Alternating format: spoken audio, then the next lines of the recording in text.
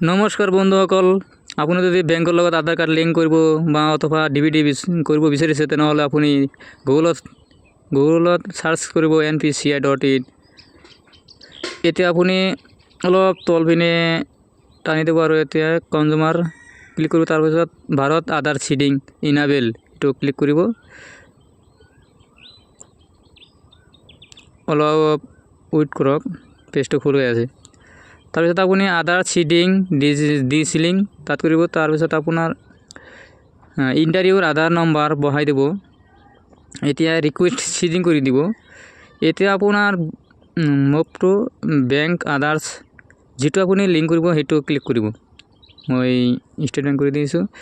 এতিয়া আপোনাৰ ষ্টেট বেংকৰ একাউণ্ট নম্বৰটো মই বহাই দি আছোঁ, আকৌ এবাৰ বহাই দিছোঁ। এতিয়া ৰাইট চিন টিক মাৰ্ক কৰিছোঁ। এতিয়া মই কেপচাটো বহাই দি আছোঁ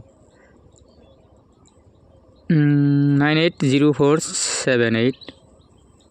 অ'কে, ছাবমিট কৰি দিছোঁ। এতিয়া অলপ তল পিনে যাই কিনে এগ্ৰি এণ্ড কনফাৰ্ম তাত ক্লিক কৰি দিব। এতিয়া আপোনাৰ আধাৰ লিংক থকা মোবাইল নম্বৰত এটা OTP আহিব 6 ডিজিট। OTPটো বহাই দিব। চ' এতিয়া কনফাৰ্ম কৰি দিব। ষ্টেট বেংক অফ ইণ্ডিয়া যেহেতু লিংক কৰিব সেইটো বাবে মই ক্লিক কৰি দিলোঁ, কনফাৰ্মটো কৰি দিলোঁ। এতিয়া মোৰ মোবাইলত আধাৰ লিংকিং মোবাইল নম্বৰ থকা মোবাইলত OTP আহি যাব। অলপ ৱেইট কৰক। ডিয়াৰ চেমছ কাণ্ট্ৰি যেহেতু মই আগতে কৰিছোঁ সেইটো কাৰণে মই এনেকুৱা প্ৰব্লেমটো দেখাইছে।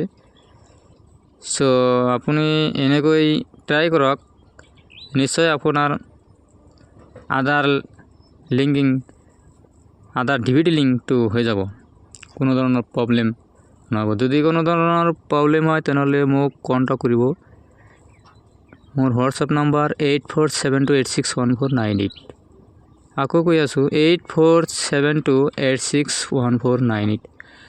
আৰু এইখিনিতে মই এটা ক'ব খুজিছোঁ যে যিসকলে ৰিচাৰ্জ কৰি টকা ইনকাম কৰিব বিচাৰিছে তেনেহ'লে মোৰ পৰা ID লৈ ৰিচাৰ্জ কৰিব পাৰে, অথবা আপুনি ৰিচাৰ্জ কৰি ইনকাম কৰিব পাৰে।